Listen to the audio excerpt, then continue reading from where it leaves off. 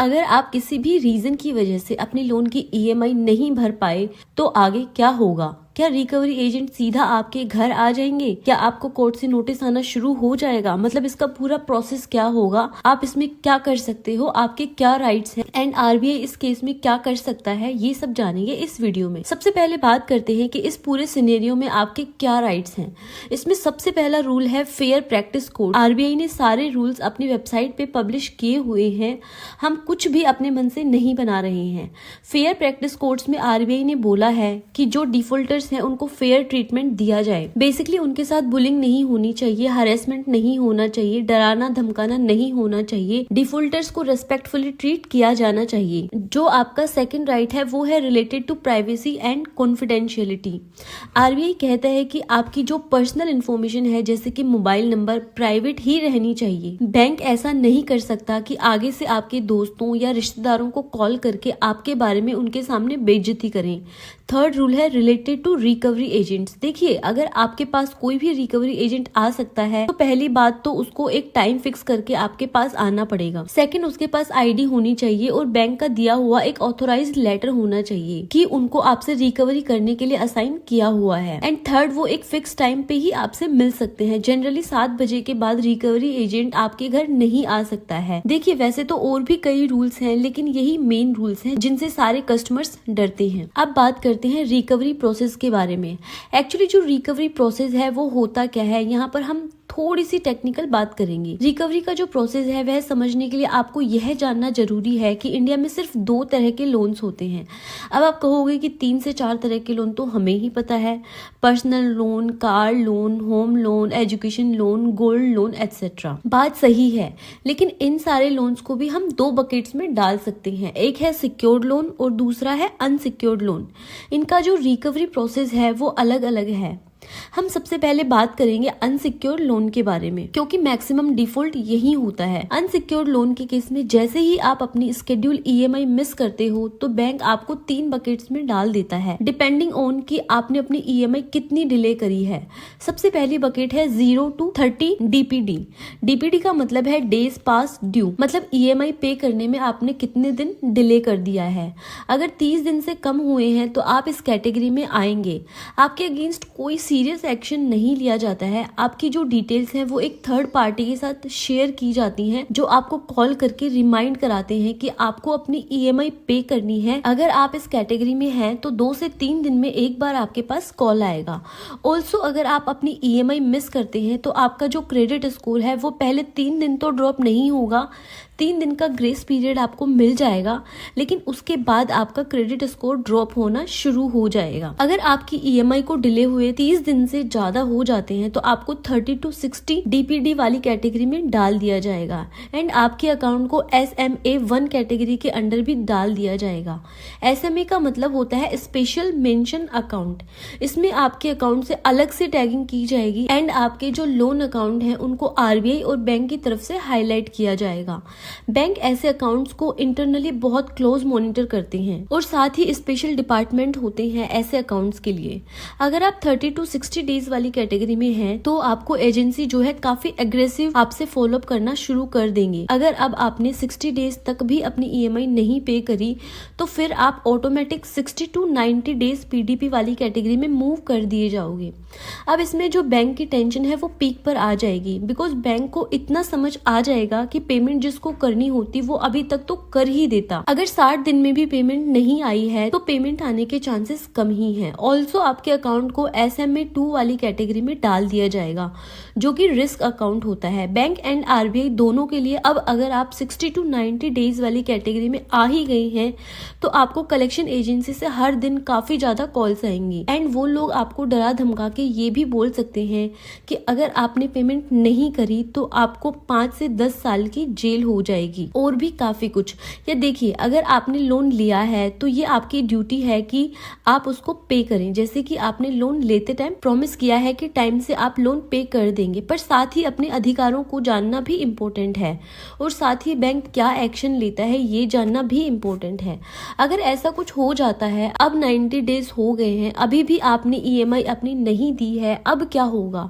सबसे पहली बात तो आपका जो अकाउंट है वो एनपीए यानी कि नॉन परफॉर्मिंग एसेट बन जाएगा। अब बैंक आपके ऊपर लीगल एक्शन लेना शुरू कर देगा। 90 दिन के अंदर 34 दिन कोर्ट से आपको 3 नोटिस आएंगे। पहला होगा सेक्शन 138 जो कि चेक बाउंस से रिलेटेड है। सेकंड होगा LRN जो कि loan recall notice and third है DLN जो कि है डिमांड लीगल नोटिस। ये जो नोटिसेस हैं ये आपको इन्फॉर्म करने का एक तरीका है कि आपके केस में कोर्ट भी इन्वॉल्व है एंड बैंक भी सीरियस है पैसे रिकवर करने के लिए। अब 90 डेज के केस में तो बैंक आपके घर रिकवरी एजेंट भेज ही देता है। ये जो रिकवरी एजेंट्स होते हैं जनरली थर्ड पार्टी से होते हैं और ये भी रिकवर्ड मनी में से कुछ अमाउंट लेते हैं जो कि 50% तक हो सकती है। अब ये जो रिकवरी एजेंट्स होते हैं आपके घर हर 3 से 4 दिन में आते रहेंगे। अब ये जो रिकवरी एजेंट्स आपके घर आते हैं वो आपको बहुत डरा धमका कर जाएंगे। आपको बोलेंगे कि आपको 5 से 10 साल की जेल हो जाएगी एंड अगर आपने पैसे नहीं दिए तो बैंक आप पे 10 तरह के अलग अलग केसेस लगा देगा। लेकिन ऐसा बिल्कुल नहीं है। यहाँ पर आपको ये जानना बहुत जरूरी है कि बैंक मैक्सिमम 3 केसेस लगा सकता है। पहला है सेक्शन 138 जो कि चेक बाउंस से रिलेटेड है। आपने जब लोन लिया होगा तो आपसे बैंक ने एक ब्लैंक चेक पर साइन करवाया होगा। जब आप EMI टाइम से नहीं दे पाए होंगे बैंक ने वो चेक लगा दिया होगा और वो बाउंस हो गया होगा। ये है सेक्शन 138। इसमें आपको मैक्सिमम 2 साल तक की सजा हो सकती है। सेकंड है section 25 of the payments and settlement act. आजकल काफी लोग जो लोन्स डिजिटली ले रहे हैं तो इस केस में चेक की जगह NACH साइन होता है। इस केस में section 25 of the payments and settlement act लागू होता है। इसमें भी मैक्सिमम 2 साल की सजा होती है। थर्ड है सेक्शन 420। ये है चीटिंग से रिलेटेड। बेसिकली अगर आपने लोन लेते टाइम कुछ झूठ बोला है, आपने अपनी सैलरी स्लिप या आधार कार्ड में कुछ गड़बड़ किया है तो आपके लिए सेक्शन 420 लागू होता है। पर अगर आपने ऐसा नहीं किया है तो आपके ऊपर ये नहीं लगेगा। या जनरली बैंक ऐसे हार्श स्टेप्स नहीं लेता है। वे प्रोसेस ऑफ सेटलमेंट में बिलीव करते हैं। लेकिन सेटलमेंट का मतलब है कि बैंक आपको कह रहा है कि देखो आपने 1 लाख का हमसे लोन लिया था, 20,000 का उस पर इंटरेस्ट था तो आप 20,000 के इंटरेस्ट की जगह 10,000 वापस कर दो। यानी कि 1.2 लाख की जगह आप हमें 1.1 लाख वापस दे दो। फिर आप कहेंगे कि मेरे पास इतने पैसे नहीं है। फिर बैंक आपको एक और ऑप्शन देता है। ये जो 20,000 का इंटरेस्ट है इसको भूल ही जाते हैं। आप हमें जो प्रिंसिपल अमाउंट है 1 लाख वही वापस कर दो। 20,000 का जो इंटरेस्ट है वो आपको नहीं देना होगा। फिर आप कहोगे कि मेरे पास उतने पैसे भी नहीं है। फिर ऐसे करते करते एक डिस्कशन में बैंक कहीं भी जा सकता है। बैंक शायद आपको ये भी कह दे कि 1 लाख का जो अमाउंट है वो आप मत दो।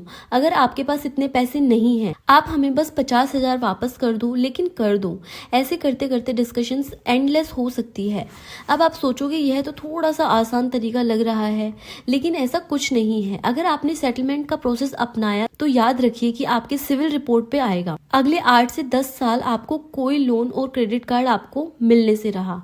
तो ये हमने बात कर ली अनसिक्योर्ड लोन्स के बारे में। अब हम बात करते हैं सिक्योर्ड लोन्स के बारे में। सिक्योर्ड लोन का मतलब है कि जब आपने बैंक से कुछ लोन लिया है तो उनके पास कोई सिक्योरिटी जैसे कि आपका घर, गाड़ी, ज्वेलरी या कुछ तो उनके पास है। सो इस केस में बैंक बहुत ज्यादा इन्वॉल्व नहीं होते हैं। ज्यादा से ज्यादा आपने पैसे नहीं वापस किए तो आपके असेट को बेच के अपने पैसे रिकवर कर लेंगे।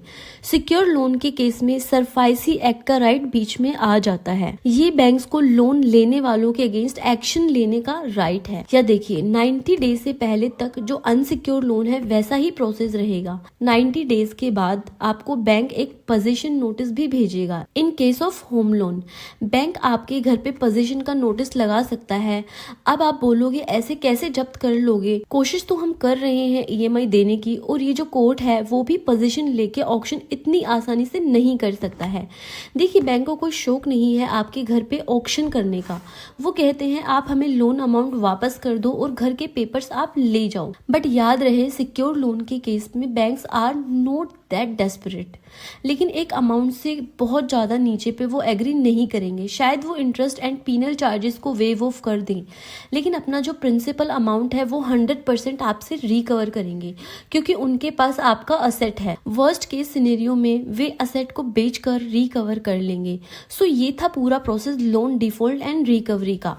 तो अगर आपने बैंक से लोन लिया है तो देखिए ये आपकी ड्यूटी है कि उसे आप वापस करें। बैंक ईएमआई आपकी कब कटनी है उस हिसाब से आपको फ्यूचर प्लानिंग करनी पड़ेगी एंड यू हैव टू पे योर मनी बैक। नहीं करेंगे तो ये सब आपके साथ होगा।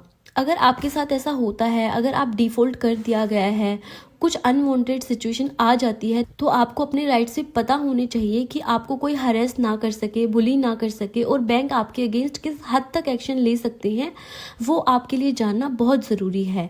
अगर आपको अभी भी कोई डाउट है तो आप हमें कमेंट सेक्शन में पूछ सकते हैं। वीडियो को यहाँ तक देखने के लिए धन्यवाद। वीडियो अच्छा लगा हो तो लाइक शेयर सब्सक्राइब करना न भूलें।